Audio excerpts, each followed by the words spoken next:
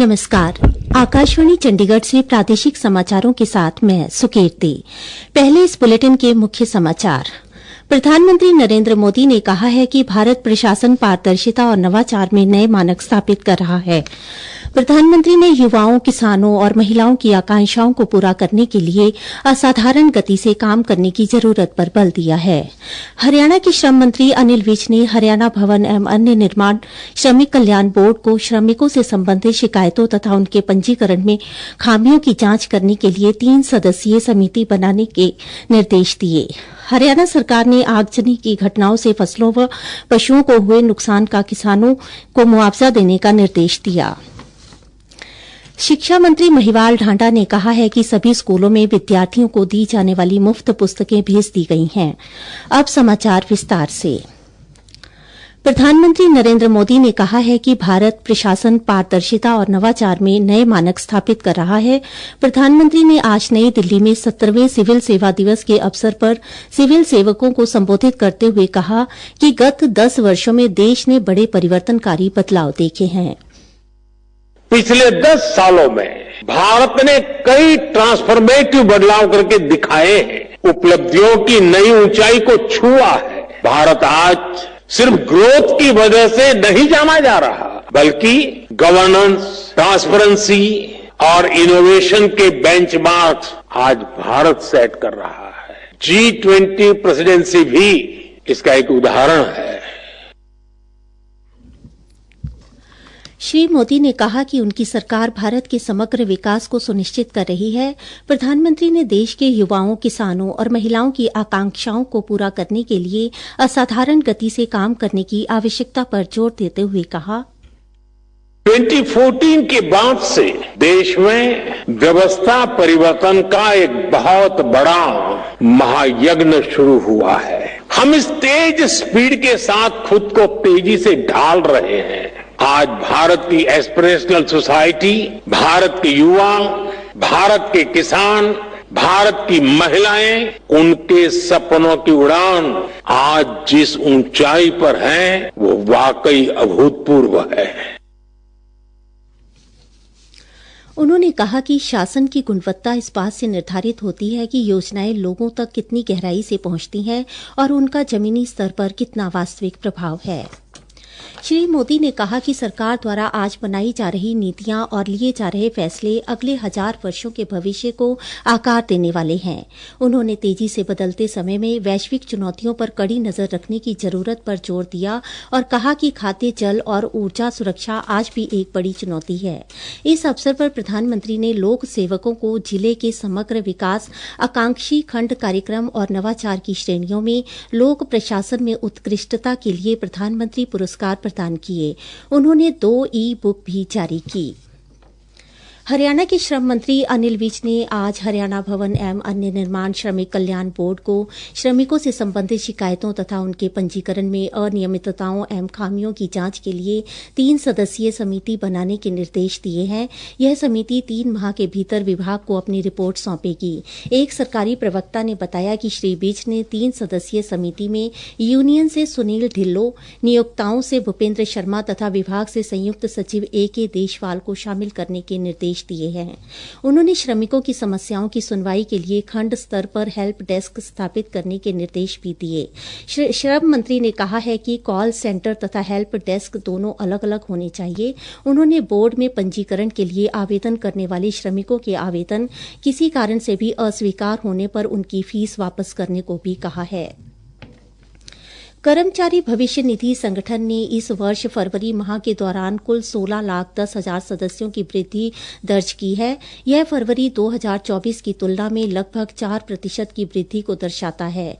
श्रम और रोजगार मंत्रालय ने इस वृद्धि का श्रेय बढ़ते रोजगार के अवसरों, कर्मचारी लाभों के प्रति बढ़ती जागरूकता और कर्मचारी भविष्य निधि संगठन की प्रभावी जनसंपर्क पहलों को दिया है।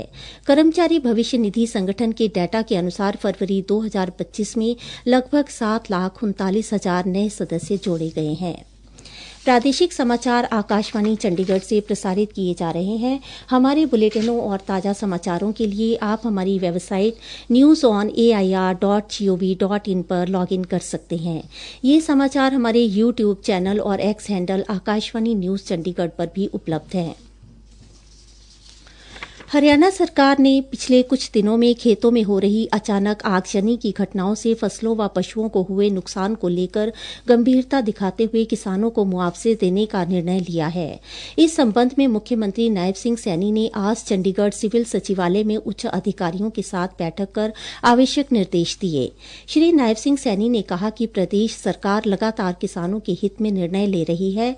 मुख्यमंत्री ने सभी उपायुक्तों को भी निर्देश जारी किए हैं कि वे आगजनी से संबंधित घटनाओं की रिपोर्ट लें। प्रभावित किसान संबंधित उपायुक्तों के समक्ष आवेदन करें ताकि उन्हें जल्द से जल्द मुआवजा देने की प्रक्रिया अमल में लाई जा सके। मुख्यमंत्री ने कहा कि नुकसान से प्रभावित किसानों को आगामी फसलों की बुवाई के लिए बीज और खाद में भी मदद की जाएगी।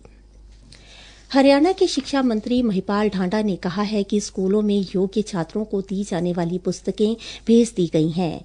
आज कुरुक्षेत्र में मीडिया से मुखातिब होते हुए उन्होंने कहा, लगभग 85% स्कूल 14,14,000 समथिंग सेट्स बनने थे, जिसमें से 12 लाख सेट्स हम ऑलरेडी बेच चुके हैं। जो 2 लाख सेट्स बचते हैं 21 तारीख तक वो सब के सब सेट्स हमारे पहुंच जाने थे, तो पहुंच के होंगे, अन्यथा उसमें प्लेंटी का प्रावधान। मगर ये रिकॉर्ड है आज तक का कि कभी इतनी फास्ट बुक्स नहीं पहुंचूंगी। 6 बजे क्लास लग जाया करती तब जाके कहीं बुक्स मिलती थी। अब तो हमने देरी नहीं कर सकते, तो आज से 6 महीने बाद जो काम होते थे वो हमने अभी कर दिए। उन्होंने कहा कि अगर कहीं किसी विद्यार्थी को पुस्तकें नहीं मिली तो यह सुनिश्चित करेंगे कि तुरंत उन्हें पुस्तकें उपलब्ध करवाई जाएं। मुख्यमंत्री नायब सिंह सैनी 24 अप्रैल को जींद में साइक्लोथॉन को झंडी दिखाकर आगे के गंतव्य के लिए रवाना करेंगे। विधानसभा उपाध्यक्ष डॉ कृष्ण मीणा ने आज जींद में प्रशासनिक अधिकारियों के साथ इस संबंध में आयोजित बैठक के बाद यह जानकारी दी। डॉ कृष्ण मीणा ने कहा, 24 तारीख को हमारे प्रदेश के माननीय मुख्यमंत्री नायब सैनी जी जो जींद आ रहे हैं साइक्लोथॉन है, और सबसे बड़ा विषय ये है कि नशे को लेकर कि लोगों में जागरूकता पैदा की जाए कि जो बच्चे नशे की तरफ बढ़ चुके हैं उनको रोका जाए, और पूरे परिवारों में, पूरे हरियाणा में ये मुहिम स्टार्ट की गई है ताकि लोग नशे से बचें और अपने अपने परिवारों को, अपने आस पड़ोसियों को बताने का काम करें। जिस भी परिवार में एक भी बच्चा नशा करता है तो वो घर बर्बाद हो जाए। ये एक प्रयास है, नशा छुड़वा सके। उन्होंने कहा कि साइक्लोथॉन जिले में 23 अप्रैल को नरवाना से प्रवेश करेगी और उचाना होते हुए शाम को जींद शहर पहुंचेगी।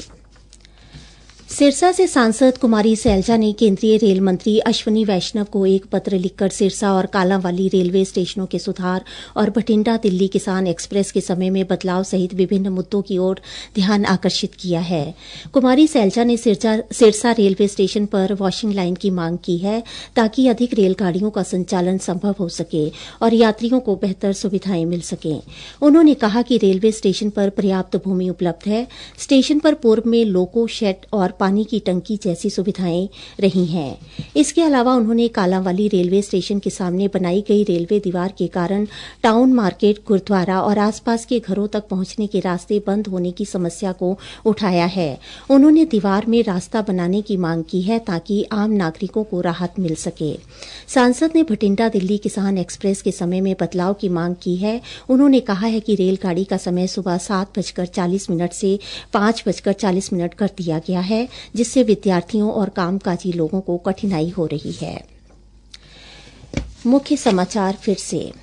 प्रधानमंत्री नरेंद्र मोदी ने कहा है कि भारत प्रशासन पारदर्शिता और नवाचार में नए मानक स्थापित कर रहा है। प्रधानमंत्री ने युवाओं, किसानों और महिलाओं की आकांक्षाओं को पूरा करने के लिए असाधारण गति से काम करने की जरूरत पर बल दिया है। हरियाणा के श्रम मंत्री अनिल विज ने हरियाणा भवन एवं अन्य निर्माण श्रमिक कल्याण बोर्ड को श्रमिकों से संबंधित शिकायतों तथा उनके पंजीकरण में खामियों की जांच करने के लिए 3 सदस्यीय समिति बनाने के निर्देश दिए। हरियाणा सरकार ने आगजनी की घटनाओं से फसलों व पशुओं को हुए नुकसान का किसानों को मुआवजा देने का निर्देश दिया। शिक्षा मंत्री महिपाल ढांडा ने कहा है कि सभी स्कूलों में विद्यार्थियों को दी जाने वाली मुफ्त पुस्तकें भेज दी गई हैं। प्रादेशिक समाचार समाप्त हुए।